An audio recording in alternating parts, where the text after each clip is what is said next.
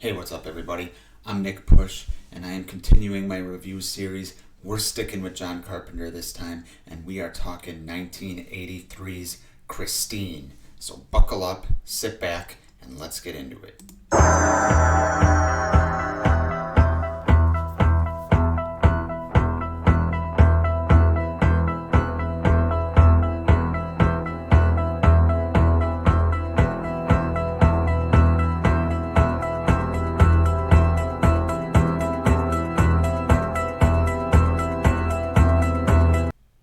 So Christine tells the story of Arnie Cunningham, essentially a nerdy high school kid who buys a car, becomes obsessed with the car, and the car changes him.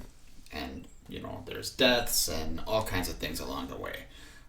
Sounds stupid, but, like I said, this is directed by John Carpenter and written by Stephen King in the early 80s. So this has a very distinct feel to it. My personal feelings on this movie are, when I was younger, I saw it once or twice. Thought it was an alright movie. But recently, in the last couple of years, I've really grown to love this movie. I've probably watched it 4 or 5 times this past year. And I've become just a big fan of this movie. Essentially, like I said, it's a simple story of a kid, Arnie Cunningham, big nerd, and he's getting bullied at school. He has a friend who's actually a jock, Dennis, and Arnie is driving home one day with Dennis, and he sees this abandoned car, just a fucking piece of junk, and he's drawn to it right away. Ends up buying the car off this old weird fucking guy who's actually played by the same actor that played the old man in Home Alone. But essentially, he buys this car for, I don't know, a few $100, which was apparently a lot of money back at the time because this movie is set in 1978, even though it came out in 1983. But he buys the car and he just, he becomes obsessed with the car. And there's something supernatural about this car. He's obsessed with fixing it up. His parents won't let him keep it at their house because, he bought it without their permission, or he's been pushed around his entire life, whether it's by his parents, whether it's by the bullies at school. But, he starts fixing this car up. He's spending every waking moment fixing this car up. And he gets it basically perfect. The car is a 1958 Plymouth Fury, which I'm not a car guy. I don't know how popular this car is, but it's a pretty cool looking car. But essentially he gets it fixed up, and he's still dealing with this bullshit at school. But the car gives him confidence. Okay? I mean, whether the confidence came from having the car or it's the supernatural ability of the car, is up for interpretation. But Arnie then all of a sudden he's with the hot new chick from school. He's not caring about anything else except for his fucking car, which he calls Christine, which is what the old man called it, that sold it to him.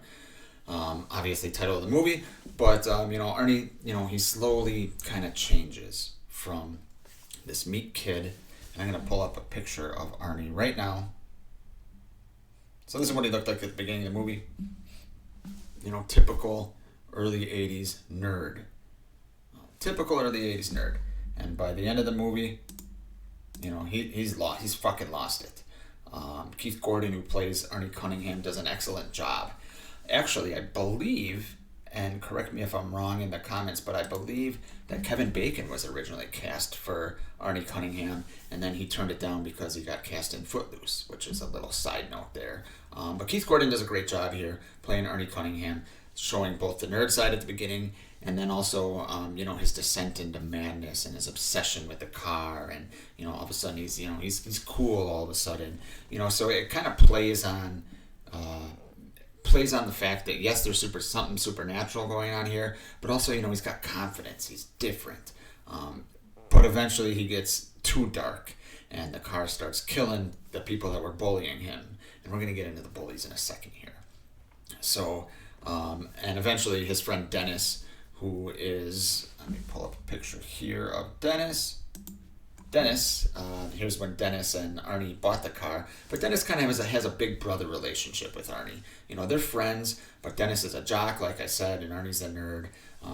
How realistic that is, hard to say. They could have been friends since they were younger, and Dennis feels an obligation to Arnie and things like that. But Dennis is genuinely a good guy, even though he's a jock. It's not your typical asshole jock. He is a good guy. He is a good friend to Arnie. He actually cares about Arnie, and eventually Dennis and Arnie's girlfriend, the hot chick in school who Dennis actually had a crush on, eventually they have to stop Arnie and stop the car, and unfortunately, spoiler alert, Arnie gets killed in the process. So that's kind of the story of this. We're going to talk into specific moments in a moment, but let's talk about the bullies for a second, because this is kind of the biggest what the fuck moment in here.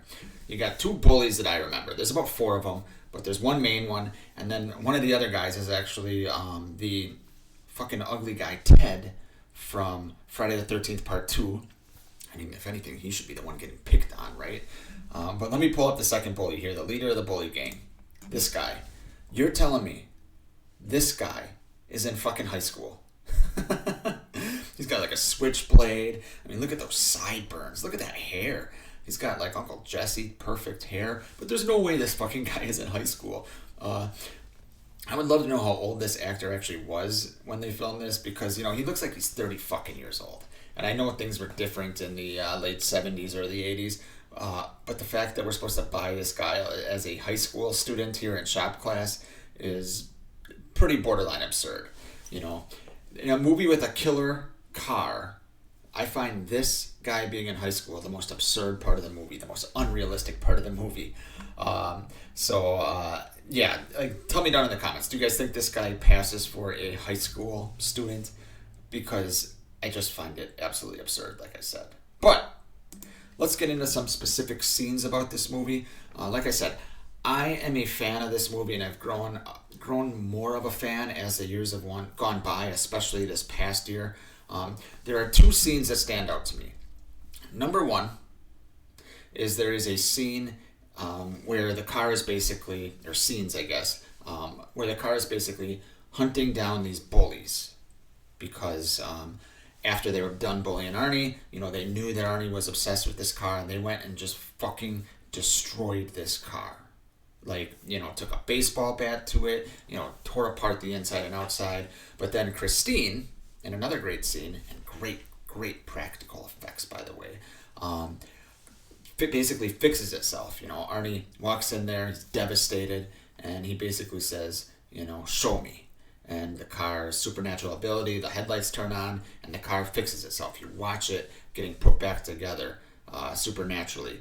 And the effects they did, I believe they filmed it kind of in reverse. They damaged the car and filmed it in reverse. But the effects are pretty damn good, especially for 1983, and way better than any computer-generated effects we would see nowadays. But anyway, the car is put back together, and the car starts hunting down these kids. Kids that were bullying Arnie and that destroyed the car. And it basically runs one guy over, damages itself, in the process, and then, again, refixes itself. But then there's another scene where it's attacking that main bully, that, 35-year-old bully.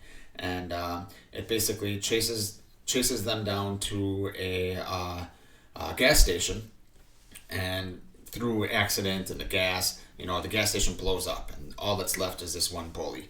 And Christine comes out of there, on fire, like the picture here next to me, and it's chasing down this guy on fire in a pretty badass scene and a pretty cool stunt. This car's just set ablaze and it's still driving. Very cool stuff.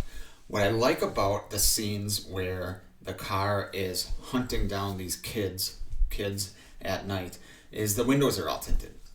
So we have no idea if Arnie is in the car or is not in the car. It's open to interpretation, which I think is very effective. I kind of change my mind all the time on how I interpret that, whether he's in the car or not.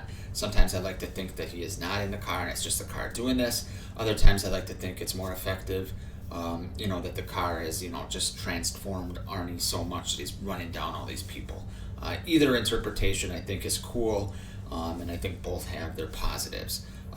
So yeah, those scenes right there where the car's hunting down the kid is great. I'm going to get to my favorite scene here in a second. But specifically while the car is hunting down these kids, and basically all throughout the movie, the score to this movie is fantastic. it's vintage Carpenter and vintage Alan Howarth working together, just like Halloween 2 and Halloween 3. The Thing, no, The Thing wasn't Carpenter and Howarth. It was Ernie Mancusi or whatever the hell his name was. But anyway, the score to this movie is vintage Carpenter. It just screams, early 80s and Carpenter. Big fan of the score. It's basically a character in and of itself in this movie. They do a great job with that. Same with the direction of Carpenter. He used a lot of cues that he learned from Halloween with the steady cam and things like that. Kind of slowly showing the car move, and it helps to showing Arnie's descent into madness. But my favorite scene from this movie is with Arnie and his new girlfriend, the hot chick from school. They're at the drive-in, and she's already jealous of this car, right? Arnie, talks about it all the time. He's obsessed with it. She says something to the effect of, "You care more about this car than me." Well, Arnie at this point has gained his confidence. He's started his descent, right? So he gets a little more handsy than you'd expect him to be in the beginning of the movie, at least based on his personality and how he looks and things like that.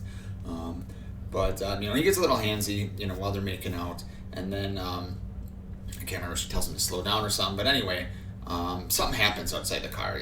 First of all, it's raining. They're at the drive-in, and something happens. Something hits the car. So Arnie goes outside of the car to kind of look at what hit it, make sure nothing was damaged, right? And while this happens, all of a sudden you see the doors lock, and the music turns on, and there's this 50s song playing, and the headlights go on. So Arnie's blinded by the headlights. He can't see what's going on in the car, and his girlfriend starts choking because they're eating popcorn, I think it was. She starts choking, and Arnie's can't see what's going on. It's very fucking creepy. Eventually, he can't get in the car, and eventually a Good Samaritan, someone else at the drive-in, comes in and saves her and gives her the Heimlich. But very, very fucking creepy stuff. Very Carpenter. That scene just always creeps me out. Because, the car just has this ability. She's talking shit about the car, and the car knows that, she could get in between herself and Arnie, and so the car decides to kill her. The car also kills the owner of this garage that Arnie's keeping it at. They're actually, for a killer car movie that doesn't have, a huge action set piece besides the gas station blowing up, it does pick people off. There are kills in this movie, even though it might not technically be, like a slasher type movie. It is very effective in how Carpenter shot this movie. In the original book, which I've never read, by the way, but the previous owner of the car is technically in the car. His ghost is, and he's taunting Arnie and making Arnie do this. For this movie, they decided to just, have it have some ambiguity, have it open up for interpretation, and I think they made the right decision. It might work well in the book, but seeing a ghost, sitting in the car telling Arnie what to do, might have been a little goofy. So I like the direction they took with this story. But anyway, all of this builds up. So we see Arnie changing. His friends and girlfriend, Dennis and his girlfriend, I can't remember her name, see Arnie changing, and they get together and realize, they have to destroy this car. So they band together, and first Dennis has a conversation with Arnie in the car, and basically, that's the picture, that I showed you and right to my right here, that, Arnie is totally gone at this point. Dennis, confirms that Arnie is gone. It's not Arnie anymore. This is Christine, because Arnie's, driving, showing he's not giving a fuck about anything. He's, drinking beer. He is just gone. So Dennis confirms that, so it's time to take out Christine. So there's this big set piece at the end where Dennis and the girl have to lure Arnie in there and destroy the car. So they have to use some type of, I can't think of the name, some type of bulldozer, I guess, to destroy the car. Arnie dies in the process, and the movie kind of ends with them crushing Christine into a big ball of metal. And that's it. That is the movie. sounds like a simple concept, and technically it is a simple concept. I think in any other director's hands, this movie could have been, very goofy or anything like that. But the way Carpenter directs it, and the way Keith Gordon plays Arnie Cunningham are top notch to me. Is it one of Carpenter's best movies? Probably not. There is a case to be made that this is one of those movies that, if it's on cable, you might kind of have it on in the background and watch it a little bit, but you might not say, oh, I want to watch Christine tonight.